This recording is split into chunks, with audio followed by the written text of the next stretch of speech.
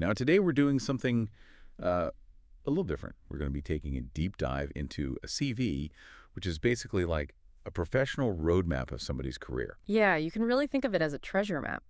And you've asked us to kind of decode it for you and help you find that hidden treasure. Exactly. And the CV we're looking at today belongs to Nicholas Godino. And right off the bat, it says multidisciplinary scientist with over 20 years of experience in scientific mediation, project management, and public engagement. Let's, Yeah, that's not your average scientist. no, it's not. When you see that at the very top, it really speaks to someone who's not afraid to kind of, step outside of the boundaries of a single field, Right. really connect those dots. And that's a particularly valuable skill set, in today's world where we're facing such complex challenges. Yeah, I mean, it's really interesting because it's not even just a scientist who knows a lot about different things. He actually highlights that he's passionate about creating engaging experiences. So it's not just about the science itself, it's about how he communicates that and how he connects with people. Yeah, there's a real emphasis on impact and not just, research for the sake of research. Okay, so let's actually jump into his experience. A little bit more about Nicholas's background. So his most recent role was as the scientific curator at the Alimentarium, Ooh, the alimentarium. which is the Museum of Food in Vevey, Switzerland. Food. Now, that's a topic everyone can relate to, Right. and a whole museum dedicated to it. I'm already intrigued. Yeah, and his role there was really diverse. So it involved developing exhibitions, creating digital content, hosting public events, all with this goal of making science accessible and engaging for a broad audience. So we're not talking about, someone stuck in a lab doing research. Yeah. This is someone who's out there actively trying to bring science to the people. And, in a field like food, which everybody has experience with, we all eat. Right, we all have to eat. It's really crucial to be able to communicate those complex ideas. Absolutely. Especially in a way that kind of cuts through the noise and resonates with people who maybe don't have a scientific background. And, museums are really changing these days. They're becoming much more immersive, interactive. Oh, yeah. It's not just looking at static displays anymore. Exactly. So to be the scientific curator at a place like the Alimentarium suggests someone who's really at the forefront of that movement.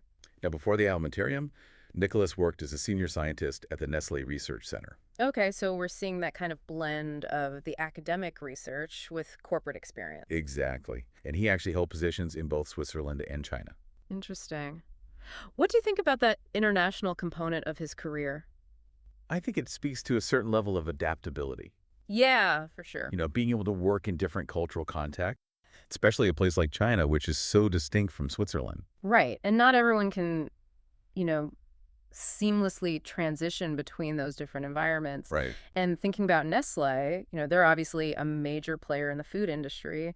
So his work there, especially in sensory science and consumer behavior, shows that he's not just focused on, purely theoretical research. Yeah. This is someone who's thinking about how science impacts the products we use, the things we consume every day. Yeah.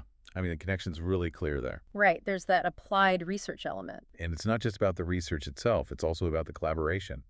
So working in China, he would have to collaborate with scientists from all different backgrounds. Yeah, different cultural backgrounds, different academic traditions. Right. So this ability to build bridges across those differences is probably one of his biggest assets. You're hitting on something really important here, because that ability to bring people together to collaborate effectively, that's essential in any field today. Okay, so we've got a scientist who's also a really good communicator, who's a collaborator. Right.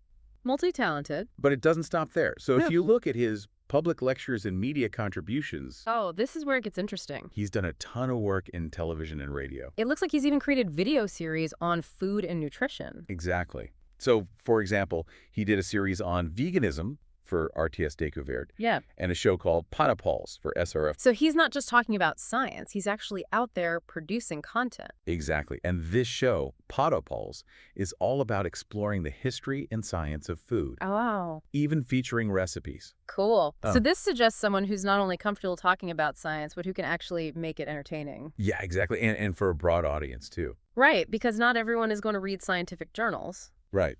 but they might watch a fun TV show about food. Exactly. And Yeah. this really highlights that ability to be both credible and engaging. That's such a rare combination, to be able to communicate complex scientific information in a way that's accurate, but also keeps people hooked.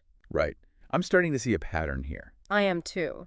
like the museum work, Hmm. the media appearances, it all points to someone who really understands how to tell a compelling story, Yeah, and to connect with an audience. even when the subject matter is scientific. Hmm. This is not about dumbing things down. No, not at all. It's about finding creative ways to make science relatable and relevant. And Nicholas clearly has a knack for that. Absolutely. Yeah. And that's something that's, incredibly valuable in today's world. Absolutely. It speaks to a real passion for knowledge and a desire to share that with the world.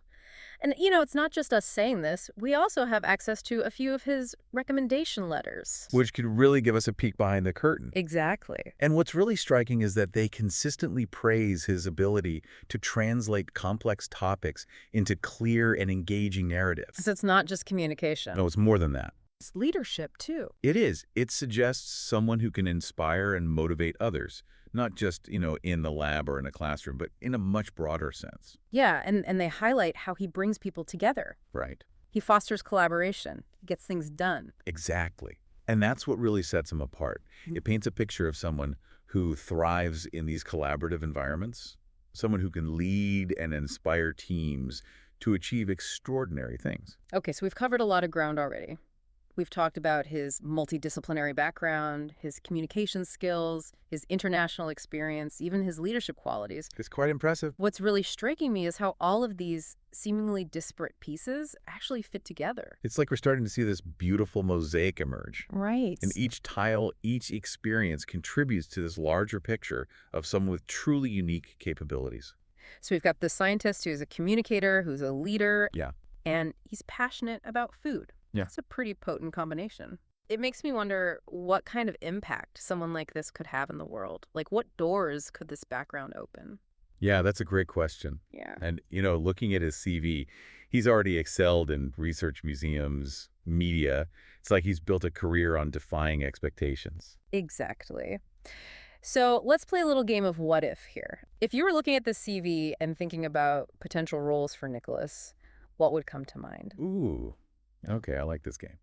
So first off, I could totally see him leading a science museum or even a larger research institution. Yeah, he's got that passion for public engagement. And with his experience managing teams, he could really shape the direction of an organization like that. Imagine him leading a museum that's really pushing the boundaries with those interactive exhibits and those really cool educational programs. Yeah. He can make science cool again. And it's not just museums, right? He could also leverage his media experience to become like a leading science communicator. Oh, yeah. Think about the impact he could have, reaching millions of people through television, podcasts, online platforms. He could be the next Bill Nye or Neil deGrasse Tyson. Exactly. Captivating audiences with his knowledge and his enthusiasm. But especially in today's world where there's so much misinformation out there. Right. Having someone who can communicate science clearly and accurately is so important. Okay, but let's not limit ourselves to just the traditional science world. What about his potential outside of academia and museums? Ooh, I like where you're going with this. His blend of skills could be valuable in so many different sectors. Right. Imagine him at a tech company, for example, bridging the gap between these complex technologies and everyday consumers. Yeah, he could totally explain like AI and blockchain to my grandma. Exactly. And his ability to craft compelling narratives could be a game changer for product development and marketing. Or maybe a nonprofit organizations focused on science education or environmental sustainability. He could lead campaigns, develop educational programs, or even be like the spokesperson for the organization, advocating for these important causes. You're hitting on something really important here. It's not just about his technical expertise. It's about his passion for making a difference. Right. That drive to connect with people and share knowledge, that could translate to a wide range of impactful roles. And don't forget his experience at Nestle working with sensory science and consumer behavior. Right. That gives him this unique perspective on the intersection of science and business, Absolutely. which could be super valuable for any organization that's focused on innovation or market research. He's not just a scientist. He understands how to apply scientific insights to solve real-world problems. And to create products and services that people actually want. Exactly. And going back to the recommendation letters, they talk a lot about his strategic thinking and his ability to manage these really complex projects. Right, projects that involve multiple stakeholders. That's a valuable skill set anywhere. Absolutely. He's not just leading, he's inspiring. Right. He's building consensus among teams with diverse backgrounds and expertise. That's not easy to do. Okay, so we've explored all these really cool possibilities. But we should probably acknowledge that the CV doesn't tell us everything. Good point. It gives us a great overview, but there are always those deeper questions to ask. Right, like we see evidence of his leadership, Right, but what is his leadership style? exactly. Is he collaborative? Is he more directive? Or is it a blend of both? And while his communication skills are obviously top-notch, Yeah, they shine through. how does that translate to different contexts? Is he as comfortable presenting to a room full of scientists as he is explaining complex topics to a group of schoolchildren? Right, those nuances would be important to know. And another thing to consider is his specific interests within these broader fields. Yeah. Like, what are the topics or the challenges that he's really passionate about? Where does he see himself making the biggest contribution? Yeah, the CV is a starting point. It's like a snapshot of his journey so far. Right. But to really understand his potential, we need to go beyond the bullet points and dig into his motivations, his aspirations, his unique way of seeing the world. And that's the beauty of a deep dive like this. Absolutely. We're not just summarizing information, we're uncovering that hidden potential, Right. sparking new ideas, prompting deeper questions. It's like we've gone from decoding this CV to creating a choose-your-own-adventure for Nicholas's career path. Right. It's amazing how his journey really embodies that multidisciplinary idea. And it's not just a buzzword for him. It's like woven into his whole experience. He's not limiting himself to one lane, and that opens up so many possibilities. It makes you think about how we traditionally view careers. Like, do we need to be more open to this cross-pollination of skills? Is that the future of expertise? It's a fascinating question. In a world facing increasingly complex challenges, maybe the people who can bridge those gaps between disciplines are the ones who are really going to thrive. And Nicholas isn't just hopping between fields. He's building on his experiences, adding layers of expertise, constantly evolving. You're right. It's not just about having a diverse resume. It's about how those experiences connect and build on each other. It's about creating a unique skill set that's greater than the sum of its parts. And that brings us back to you, dear listener. You came to us with a CV, asking for a deeper dive. So what are you taking away from this exploration? What stands out to you now that maybe didn't before? Maybe you're seeing the CV with fresh eyes now, noticing those subtle connections, the recurring themes that reveal not just skills, but a way of thinking, a way of approaching problems. Maybe you're even inspired to look at your own career path. Think about how you can connect your own diverse experiences to create something truly unique and valuable. Because in the end, a deep dive isn't just about understanding one person's CV. It's about expanding our own understanding of what's possible, both for ourselves and for the people we encounter. So as you go back to Nicholas Gaudino's CV, remember it's not just a list of accomplishments. It's a story waiting to be continued.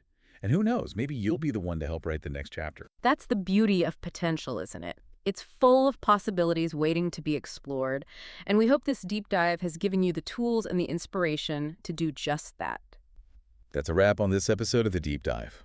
We'll see you next time for another fascinating exploration. Until then, keep questioning, keep learning, and keep diving deep.